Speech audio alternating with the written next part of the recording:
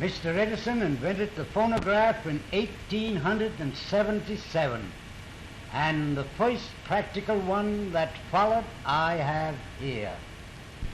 As you see, this phonograph has a metal cylinder which is grooved and upon which I must span a sheet of tinfoil in order to get the sound impressions upon it. Now I must clamp it here together. The instrument is now ready for use. I will now repeat what Mr. Edison first said into the phonograph.